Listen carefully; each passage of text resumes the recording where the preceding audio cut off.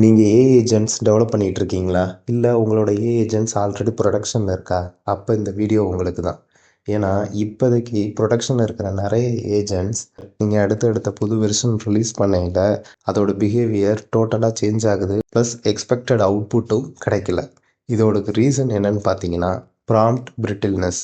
அதாவது நம்ம ப்ராம்ப்டில் ஒரு சின்ன சேஞ்சஸ்ன்னு நினைப்போம். ஃபார் எக்ஸாம்பிள் ஃபியூ வேர்ட்ஸை ஆட் பண்ணியிருப்போம், ரிமூவ் பண்ணியிருப்போம், கான்டெக்ட்ஸ் ஆர்டரிங்கை சேஞ்ச் பண்ணியிருப்போம், இல்லை ஃபியூ ஷார்ட்ஸில் சம்திங் மாதிரி இருப்போம், இல்லை ப்ராம்ப்டோட டைப்ஸையே வேறு ஒரு டைப்புக்கு கொண்டு போயிருக்கலாம்.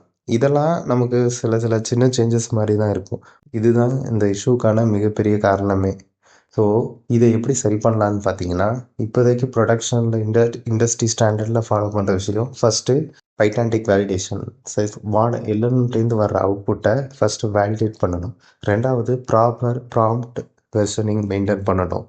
And then prompt fallback. இப்போ நம்ம அந்த ப்ராம்ப்ட்லேருந்து இப்போ எக்ஸ்பெக்டட் அவுட்புட் வரலைன்னா இம்மிடியேட்டாக ஃபால்பேக் மெக்கானிசம் இம்ப்ளிமெண்ட் பண்ணியிருக்கணும். அதுவும் இல்லாமல் basic standard testing, regression testing, golden data sets இதெல்லாம் நம்ம இம்ப்ளிமெண்ட் பண்ணியிருக்கணும். ஸோ இதெல்லாம் வச்சா இந்த ப்ராப்ளத்தை நம்ம ப்ரொடக்ஷனில் அவாய்ட் பண்ணலாம்.